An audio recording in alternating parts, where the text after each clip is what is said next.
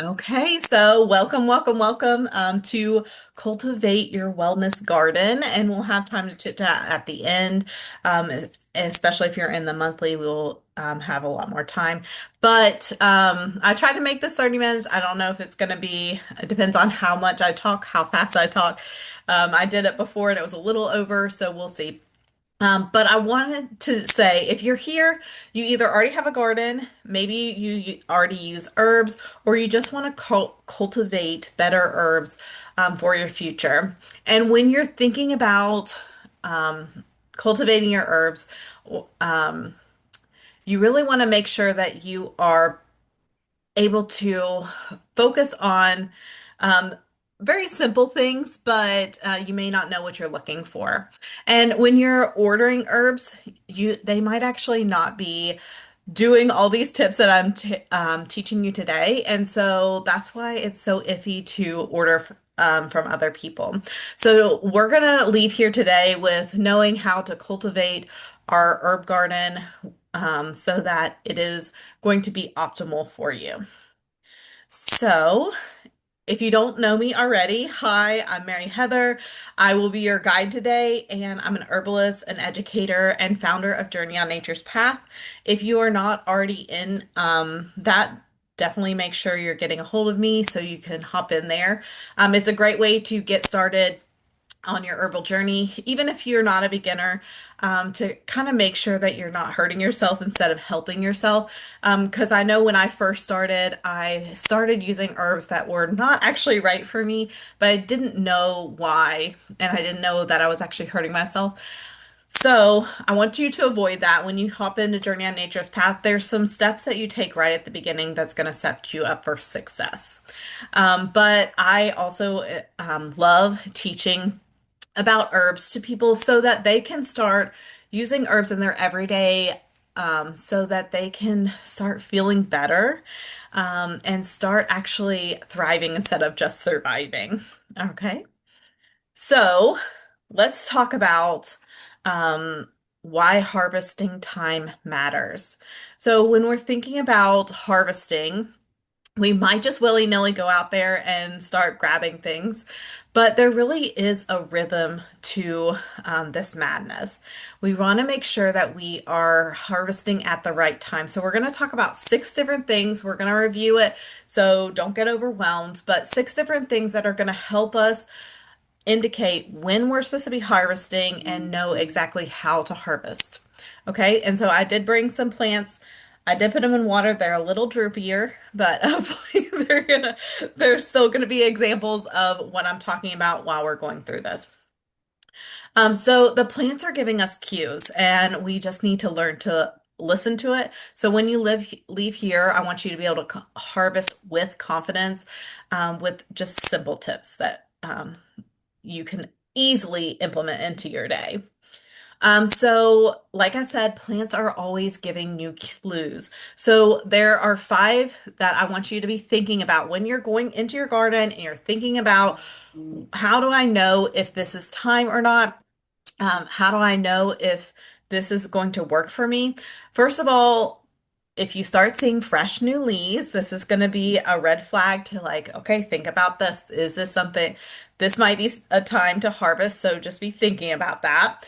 Buds or big, when they're starting to begin to form, um, flowers that are starting to barely open, or some of them are open and some are about to open, and then fruit that's starting to change colors.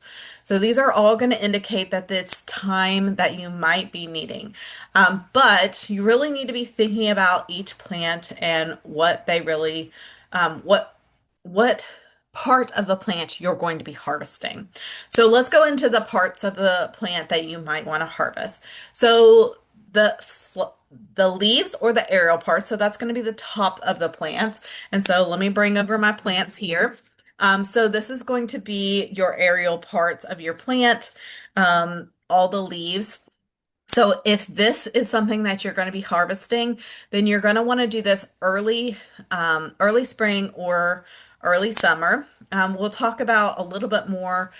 You can Some plants you can do it multiple times per year. We'll talk about a little bit more of that later. But early ones are like cleavers, nettle, the dandelion leaves, because you want to get those early spring. They're less bitter than later. Uh, and then mints, lemon balm, basils. Those are just examples of things that come out early in the spring. And so they're aromatic herbs, and you want to make sure that you're getting it on a dry day and sunny. So we don't want it to be raining, or we don't want to get it early in the morning before the dew is dried, because we want to get all those volatile oils on the plant still. So basically, they'll rinse off, or they won't be quite as potent if you don't get it during that time of day. So I want to do that. All right, so for the flowers, you want to make sure that you're getting it when it's half budded. Let me grab my chamomile. I didn't get any with the buds because I couldn't sacrifice. I don't have a huge plant, but so this is my chamomile. So we're gonna pretend like there's some buds that are not open yet. Oh, here we go. There you can see it. This guy right here, I'm trying to get you closer. Oh yeah.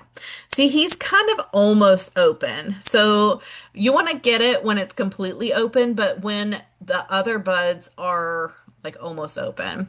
So you want to, I would pick these two, leave this guy on to develop more, and then of course if there's buds on it. But you want to have the buds on there. So when it says half open and half budded, that's what it's talking about. So I wanted to give you that visual.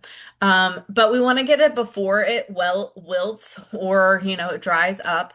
And then again, we want to get it on a sunny day. Now, I do want to go back a little bit. I didn't talk about this. Okay, so this is my basil. She's a little sad because it's well, this one might be better. Yeah, this one's better. All right, so this one's upright. That one's so sad.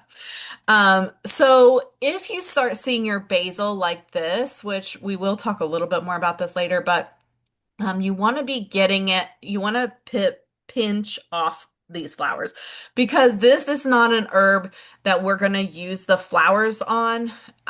It's not as medicinal. We want the leaves off of the basil, and this will help it bush out. And you want to, I don't think you can see, let's see. You want to get it right above these two leaf so that it will branch out from here. So if you can see that. So right above the flower. So that way it will make those leaves are ready to go, and it can branch out from there. And that'll make a much bushier plant, and then you'll have a sweeter basil. I can consume it like this when it's fully bloomed, and I still have, it's not going to hurt you, but it's not as sweet and it's not as potent. So that's why we do that for the basil. You can do the same thing for mint or lemon balm. There's quite a few other ones. Okay. So seeds, we're talking about fennel or dill. This could be milk seed or dillweed. Well, dillweed, yeah, dill, or nettle seed. So when you're thinking about the seed, we want it to be right when it starts to produce seeds. We don't want it to be too late in the season. Those are great to leave on the plant to reseed for the next year.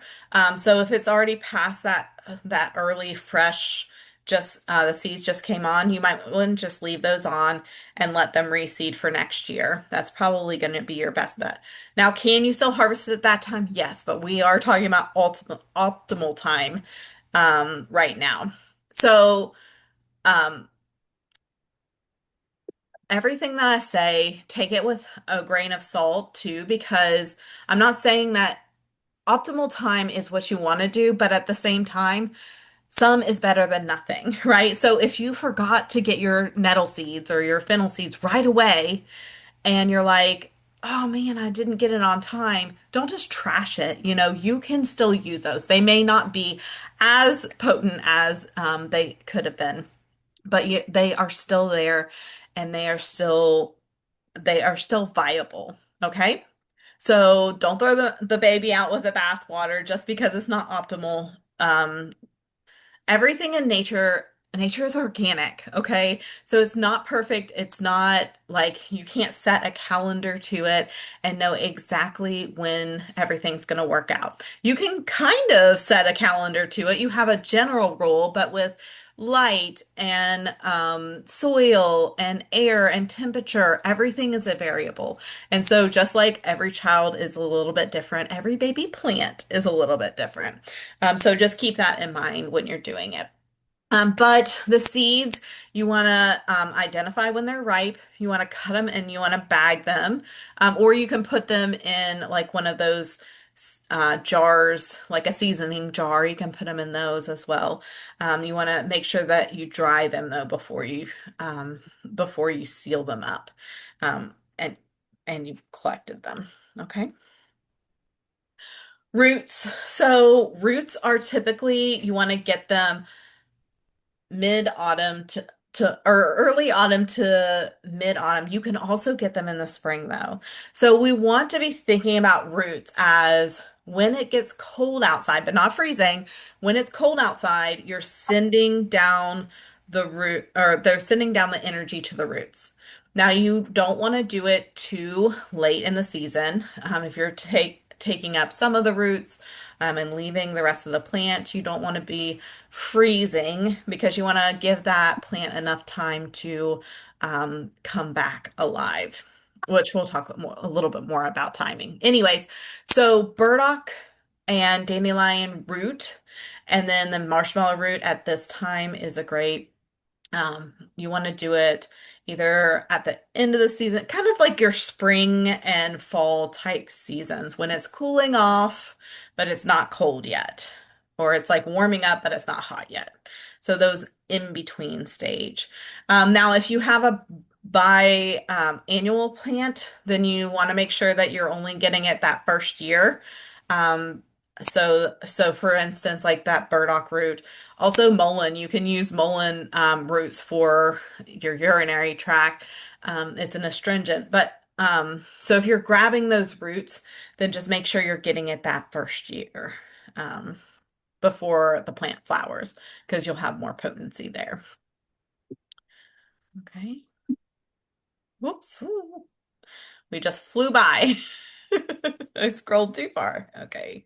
We got roots. All right, we're going to talk about fruit. This one's most people understand fruit a little bit better. I feel like just because we've seen it at the store, we know when it looks ripe, it looks more beautiful, like it's more ripe, and we're like, that looks delicious. We think about that. We want to have it at that right flavor.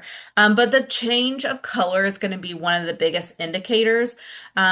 And it depends on the variety. While it does say here mid to late summer, yeah, that is some fruits, but you think about the berries, they will we have the ever bearing strawberries, so you can harvest them all throughout the year.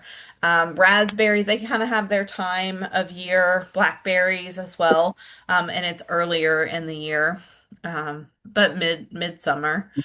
And then, but then our ones that take a little bit longer are the hawthorn berries. They ripen. If you leave them on a little bit longer, they are more sweet. Rose hips and blackthorn. Those are another one. Well, sloes, I guess is what you call the blackthorn. And so, yeah, they need a little bit more time to produce. So those are going to be later in the year. So just make sure that they're changing color, and that's what we're gonna be focused on the most. And then make sure you're knowing your variety as well. All right. All right, so bark. All right, so your bark is a really great way or when you're using bark, a lot of times it's very similar to roots. So you're going to use it either early spring or early autumn. So you want to do it before, or you want to do the branches versus the trunk because once you do the trunk, it can leave, it's almost like you're leaving a scab. You've, skinned off some of your skin. You've got a scab there. And so it could be prone to infection. But if you do a finger versus an arm or a vital organ, near a vital organ, something near your chest or something like that, um, then it's going to be easier to heal. So something like a branch, you can cut off a branch, that's actually going to grow out bigger, so it won't affect the plant as much. And so, but again, you want to choose a dry day because isn't just for, um, this isn't just for the benefits of the plant, but also, or the benefits of the herb that you're trying to extract, the bark, but also the plant itself because healing is, or because it is able to heal itself better. Okay. All right.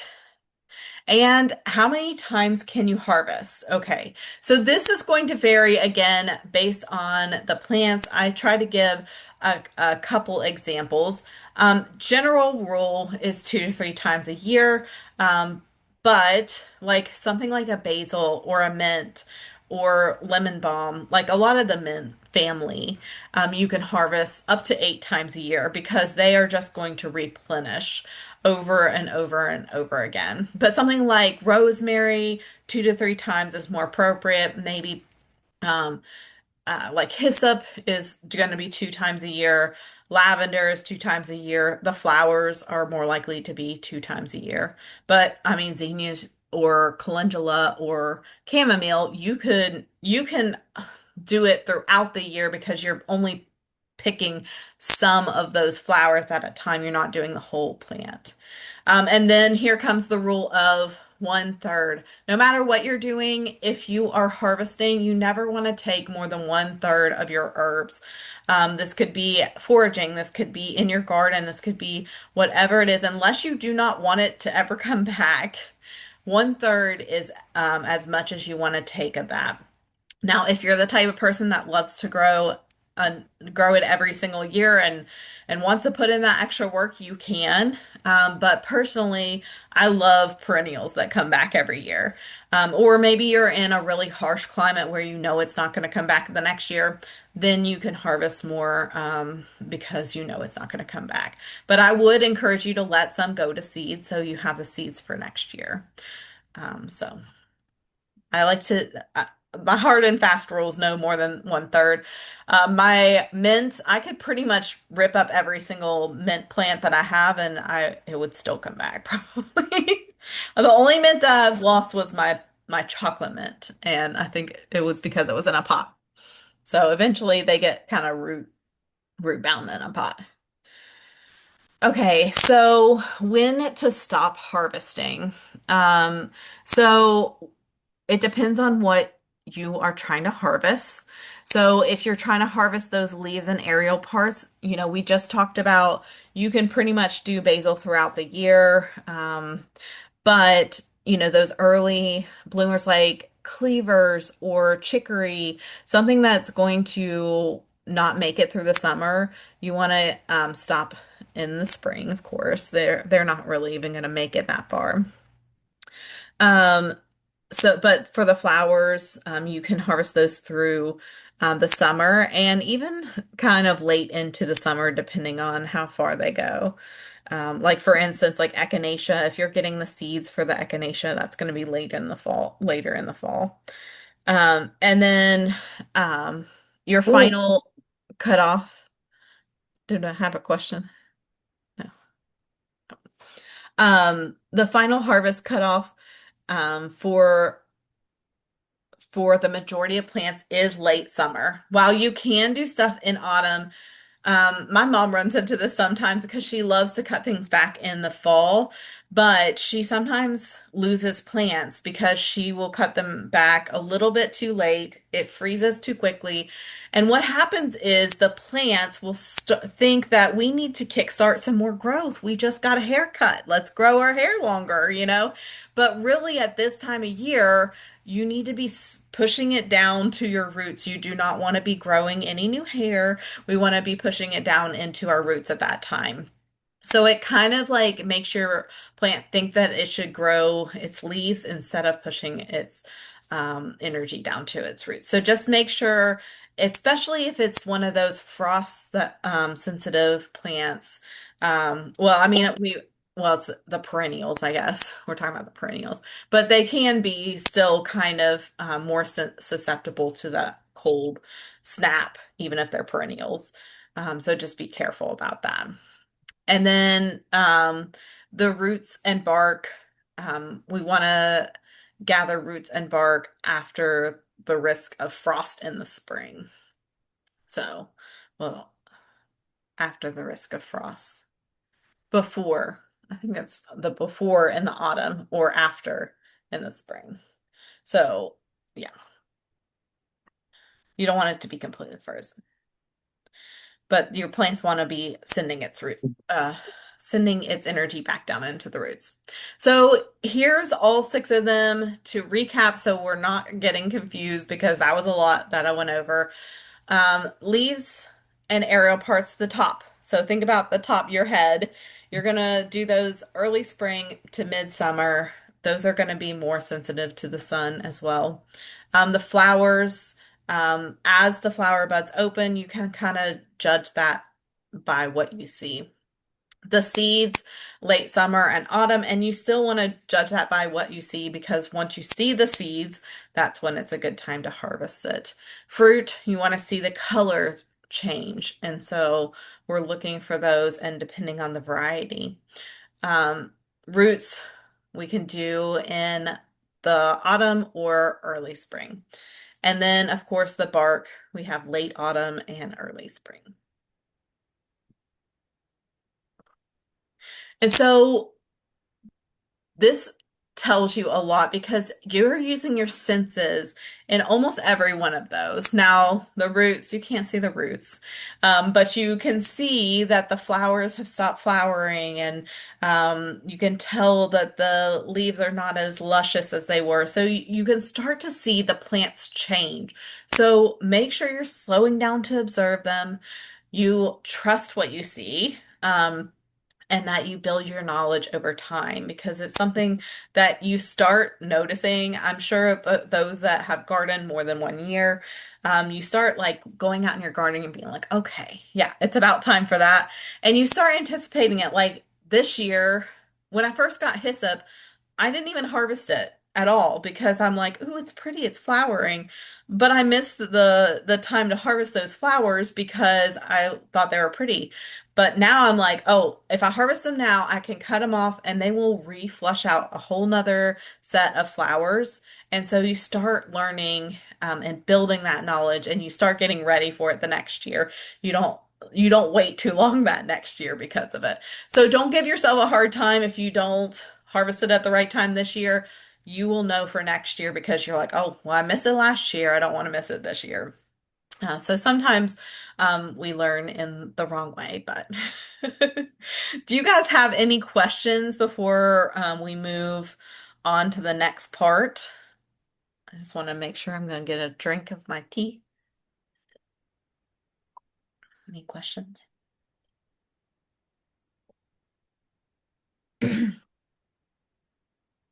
I think I did mute Lynn. You can unmute if you want to say something.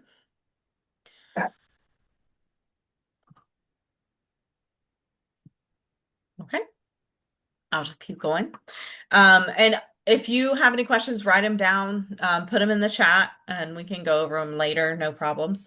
I love having a little chit chat at the end anyway. So, okay, so now you understand the basics, but there are some questions that are left.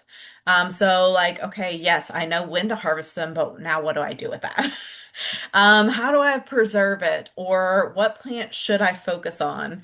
Maybe how do I integrate this into my daily routine because this is very overwhelming. Maybe you have herbs that you integrate really well, but then others you just don't know where they're going to fit. So that's where many people get stuck, and I don't want you to get stuck there. Um, because it's super easy, but you just need a certain pattern to like get you there. So um, growing is part uh growing is a part that's going well. And then the big question, the questions start to become, what if there's pests that show up? What if there's like bacteria on the leaves? What am I supposed to do if this happens? And so um, that's where you really need to dive deeper. So that's why I created Earth Grown Vitality. It's going to be a hands-on live workshop where we're going to get together. We're going to harvest together. We're going to talk about your plants. We're going to problem solve together. We're going to actually use and understand how we're using the herbs, specifically the ones that you are interested in. We're going to help preserve and harvest at the right times.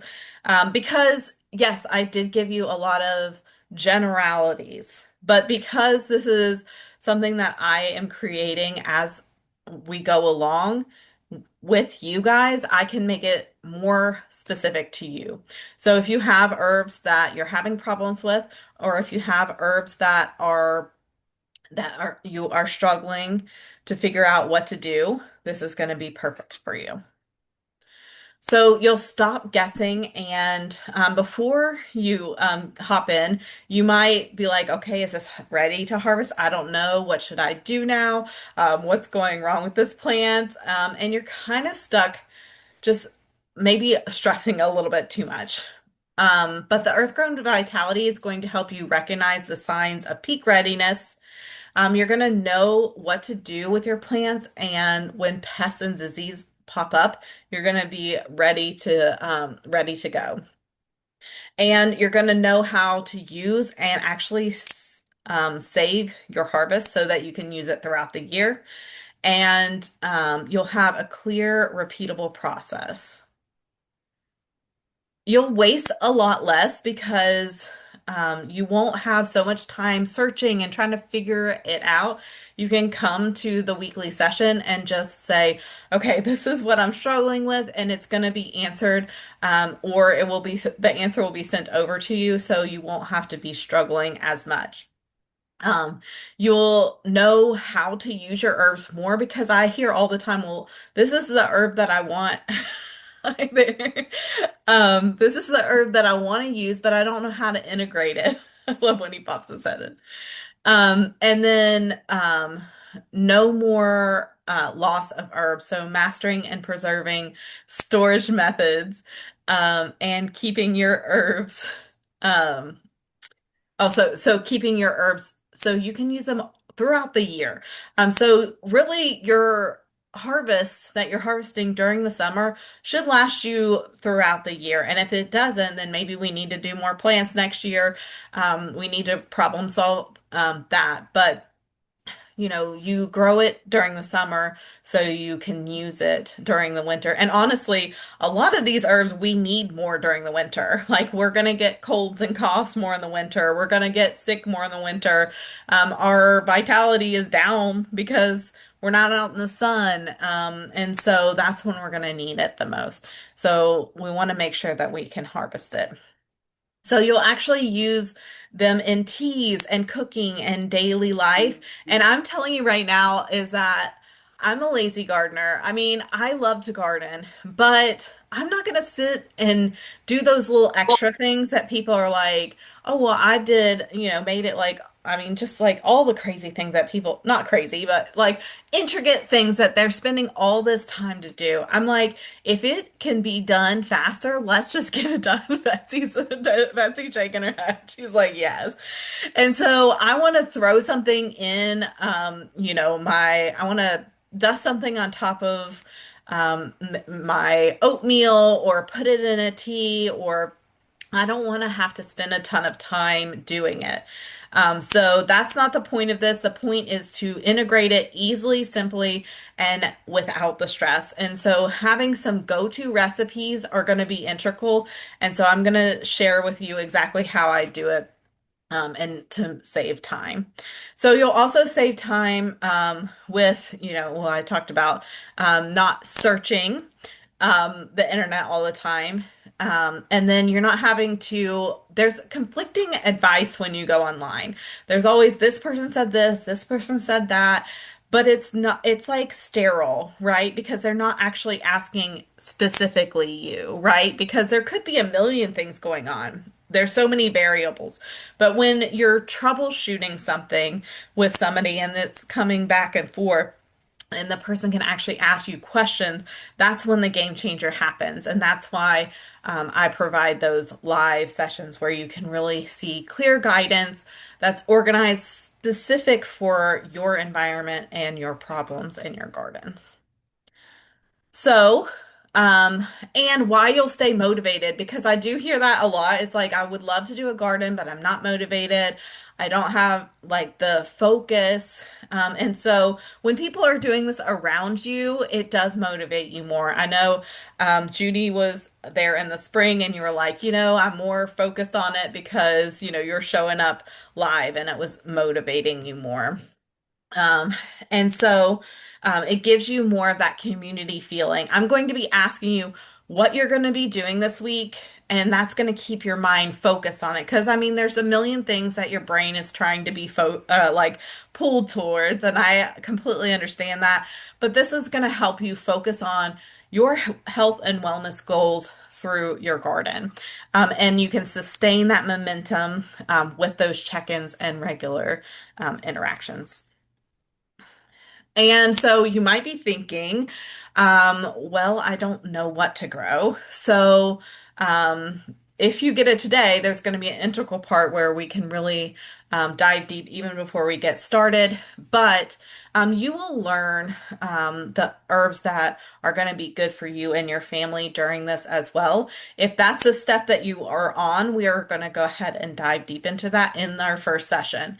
Um, but my plants don't seem to thrive. And so, it could be moisture, it could be pests, it could be your soil, it could be maybe you don't have any mulch or there's no ground cover. There's a myriad of things, but we can troubleshoot that and you can start working on what your specific concern is and what we can do about it.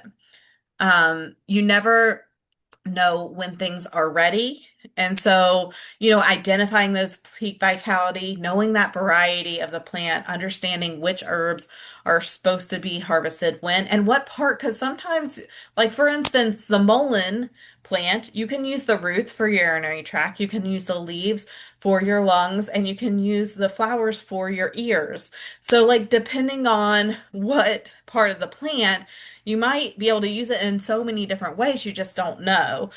So we're going to be diving deep into that. You might have one herb that you need to use it all the different parts of, but maybe you have another plant that's better at that thing and you don't need to. So we're going to troubleshoot all that too. And you don't know what to do with your herbs. And so that's where the recipe comes in. That's when the practical use, and we can talk about your specific herbs so we can fit them into your daily routines. So imagine walking outside and you can see what's going on in your garden. You've got confidence in harvesting and you can bring it inside and use it and you start feeling better, which is the most important part. You feel better, your family feels better, and you can start living the life that you dream of. And just sometimes just going out and walking outside is integral. Like because 90% of our day in the United States is spent inside on average.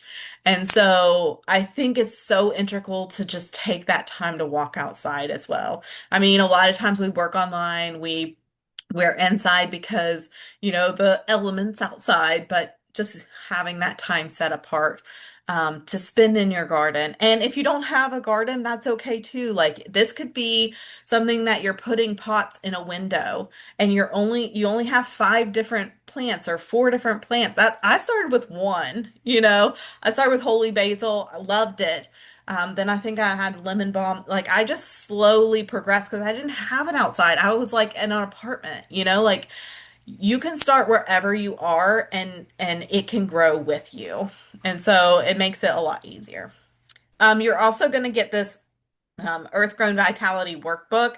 And if you would like to also get the hardback, that's an option as well. I mean, a paperback, it's paperback. But this is going to help you like keep track of everything and make sure that you are following through. There's action steps in there that you can take every single week, so you can stay on track. You can track some plants that you might be wanting to track. You can write down like, oh, I want to harvest this part of this plant. So you're not having to think about that. You're not, that mental load isn't sitting in your head. Because if this is new or you're trying a lot of new things, that mental load can be pretty heavy. Like, okay, which part of that plant did I need? I don't even remember. So that's what that workbook is going to help you with. So this package is full of value. So it's got 6 live sessions. It's got real-time troubleshooting. We've got plant seasonal guidance. We've got harvesting, preserving, recipe creation. We've got video support, ongoing support in the community, and really just the troubleshooting is like priceless. But the value is $1,000.61. I'm not 61 cents. $1,061. And but I'm not going to make you pay this. I want this to be something that is available to everyone. So I do want to make sure that this is open to you guys. So for today, or for the first 5 people that hop in, um, I'm giving you $300 off because the total price is 470 or $97. So that means it's only $197 if you use the word vitality for the first 5 people. So make sure you're hopping in quickly because those spots are, I expect them to be gone quick. And if you hop on in today, I'm gonna give you a problem solving 15 minutes with me, but you're gonna leave knowing either which herbs you want to start using, or if you already have a garden and you really want to troubleshoot some of those plants, like how you want to use them, or maybe there's a problem with them, then we're going to leave this session knowing that. So even if it goes over, I wanted to make it quick, but if it goes over, that's fine. I just want to make sure that you are leaving with the herbs you need and that you're troubleshooting your garden in the quickest way. So, this is the link. I'm going to put it in the chat too. I hit him in the freaking neck like 5 times before he brought it down. Um, and I'm going to put the link in the chat there. And I know Judy is already in there, so I'm excited about that. And yeah, if you have any questions or comments, like maybe something resonated with you today, now I'm gonna go ahead and like you can unmute yourself and chat or just pop it in the chat if you'd rather do that.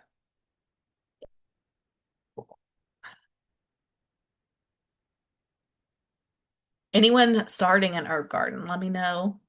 How's it going? I know Betsy's got one, Jim. Huge. Although I think I kind of went a little nuts on planting the onion sets. Oh yeah. I have a lot of onions. You got a lot of onion. Well, you can try them out. I'm like, it's like I have the square foot set up for my raised beds, Uh-huh. and I ran out of squares, and like I'm like, okay, where else can I put some of these onion sets? And I'm like, I couldn't make myself just toss them, even though I knew I already had plenty already planted. Yeah, yeah.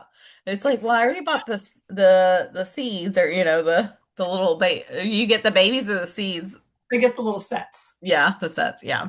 So, Yeah, because I wanted mostly yellow, but then I also wanted some white and some red. yeah. Yeah. You want a variety. Yeah. Yeah. Yeah. Jim, Oh how's well. it going with you?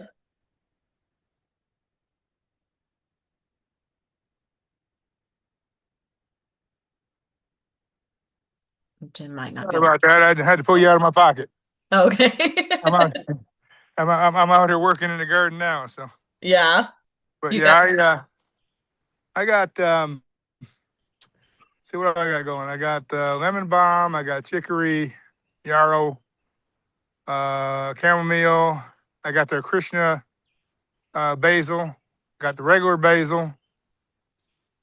Okay. Then I got I got what people call weeds all over the place. That plantain, that kind of stuff. Yeah. I think that's all. Oh, I don't know. Is beautyberry, is that considered a herb? I mean, I would. I Yeah, can. I put a couple beauty berries in this year. They're just little tiny babies, so I don't know if they're gonna how well they're gonna do, but we'll just see how they do. But from You, last year, I got chicory. There's another one out there. I can't think of what name it is. But I got chicory and yarrow, that the perennials that came back, hmm and man, that's the way to go. I mean, if you don't have time for a garden, throw you out some perennial seeds. I mean, Yes. that's easy. And then they come Yes. back every year. Every year, you just throw a little bit of mulch in there, and got to cultivate them a little bit one Saturday when you just want to play around outside. And that's really these perennials are the way to go. Now, of course, Betsy saved my life because I like a dummy, and I should have known better, but I wouldn't even think it. I just want to get it planted. I planted my yellow bomb in with the tomatoes, and she said, that's gonna like go everywhere. Oh no! So, Yellow bomb? What's that? no, what bomb? Lemon balm. Lemon Lemon balm. balm. Yeah, Oh yellow yeah. Yeah. lemon. It's all the Yeah. same there. Yeah. To an old farmer, yellow lemon, it's all the hmm same. Yeah. But it's out Yeah. by the mailbox now, so the neighbors can even come over and get some. The whole neighborhood can chill down. Yeah. We're gonna get these ADHD kids in check. That's that's right. They just come on down, grab a leaf, and just chew Come on it, and on go on down the now. road. Yeah. Yeah, that's great. So yeah, and on gardening, the thing that's just surprised me so much this year is, and I didn't even plant any tomatoes. I did plant some tomatoes, but I didn't actually plant them outside. I gave them away because I had like volunteers, like just vibrant volunteers that just took off. So that second year seed that went off by themselves. And then I cleaned out the chicken coop, and everybody says don't put chicken coop stuff in with your garden. It's too hot and all this stuff. And so I cleaned out the chicken coop, and I had a little low spot here. So when I threw it in that low spot, I try to level things off as I go. hmm And like 4 tomato plants come sprouting out of that from where I threw tomatoes in there. Yeah. Because during the summer when we got our fill of tomatoes and the tomatoes are getting ripe faster and we can eat them. A lot of hmm times I'll throw some into the chickens, because they love them. And yeah, I brought their bedding out from the winter, and I got 4 tomato plants growing, and they're bright green. I mean, dark bright green. So And that's funny because I do feel like, like I said, it's like there are rules that you could potentially follow, but it's organic life is, like there's so many variables and, so sometimes it still works even if you break the yeah, rules. and it's not straight chicken manure. I mean, I Yeah. bet them heavy all winter, so I don't clean it hmm out until the spring. Yeah. So I just keep throwing bedding in there, and he keeps breaking down. So it kind of comes out like it's almost like a dust. It's Like like just almost all a broke down. compost. Yeah. Yeah, almost like a compost. Yeah, but a hmm dry compost. Yeah. So that's really surprised me this year. So Interesting. I am I'm enjoying it. Yeah. I'm letting the yarrow go to seed to see what it'll do as far as trying to get some seed out of it. I'd like to Yeah. spread it all around because it doesn't spread as much. It don't seem like. Is it supposed to spread What is it? yarrow? Oh yes. Oh yeah. Because But it's like mine I'd doesn't spread a say lot. every year it gets bigger. It's not like it's not as big as like I Experiment. don't it's not as fast, but my mom put like I put one little sprig in my garden and I mean the amount that I mean it took it Okay. took over. Yeah. It may not like where I have it. Then I'll have to transplant around. But I did take some and transplanted it over with. I planted some blackberries. Mm-hmm. And so I went ahead and I went ahead and transplanted some in the spring over with the blackberries, just kind of give it some undercover. Mm-hmm. But well, I tell you, spearmint, you can't kill it. I Yeah. planted it in solid clay. I just drilled me a hole and put a little bit of dirt in it and put plant in there in the middle of the summer. I didn't even water or nothing. It just died. And I thought, well, I'll try spearmint again next year. It wasn't a big deal. But this Hmm. year it came up and it's like it sprouted like 4 or 5 different places. Like it Oh it spread yeah. out like 3 or 4 foot wide. Hmm. And here I thought I killed it. Mine's all throughout my bed, but I just rip it out and put a new plant in whenever I want to. So So, I'm excited about getting some spearmint in my tea. When I'm out here working yes, in the sun and that. nice, cool Cool. Yeah. plant. Yeah. All right. Well, I talked enough. Yeah, you're good. Judy, how's yours going? Hmm.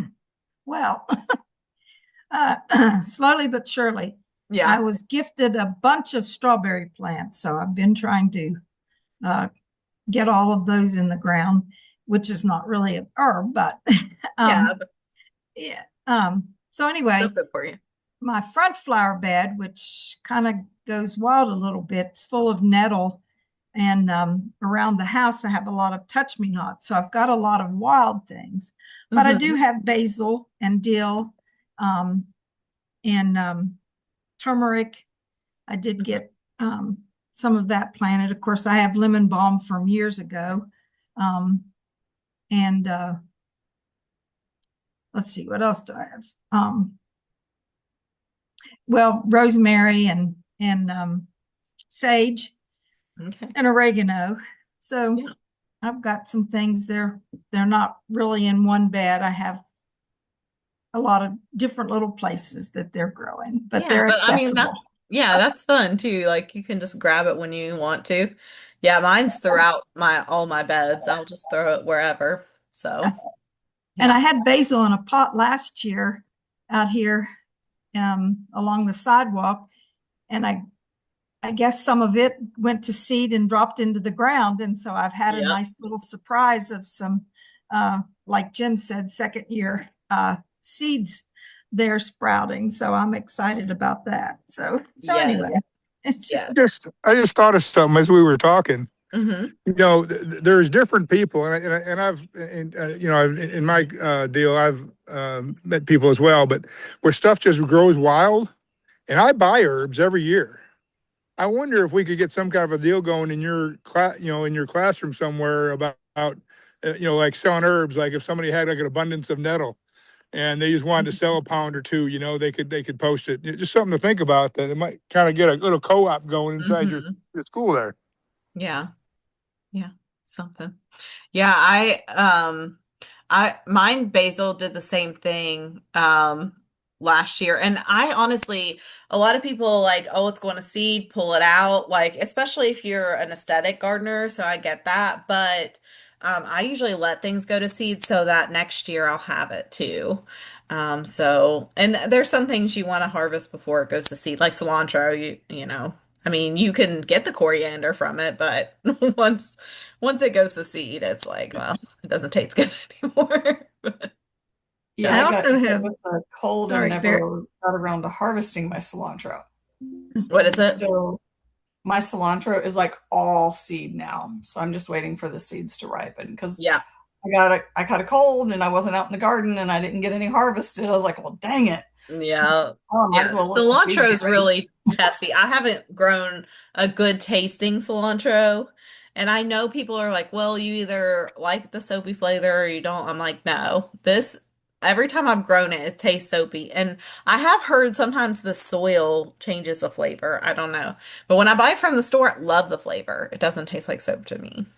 I But thought that was a genetic thing. Like to some people, just there's Yeah. something in their DNA, genetics, whatever, But you that makes know, it taste like some that. cilantro does and some doesn't to me, so I Hmm. don't know.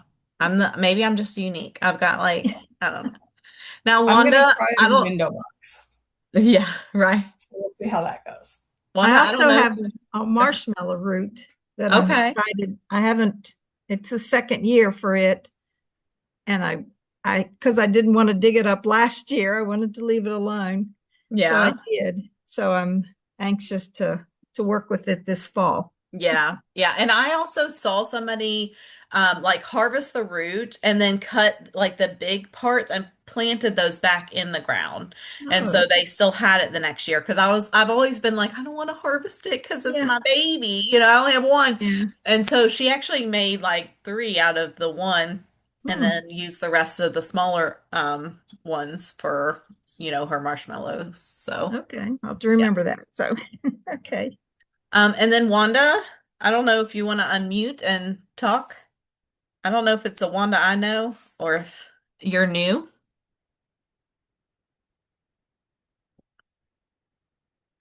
I don't know if you can unmute.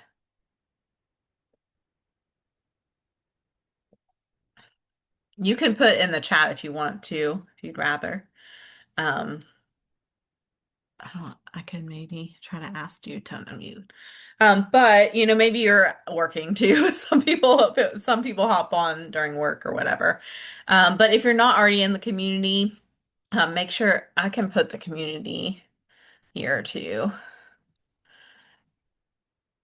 Not at this time. Your mic's not working. Okay, that's fine. Are you in the community?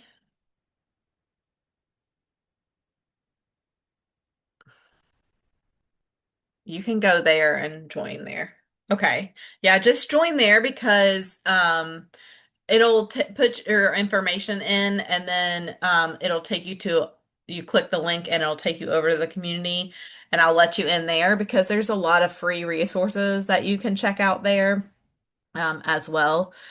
So and everybody's in there. So you can ask questions over there if you have questions. Do you have an herb garden yourself? Or do you just use herbs or is this the one that I know? I don't know. Are you from the West Virginia Herb Association? It just says Wanda, so usually I have a last name too. But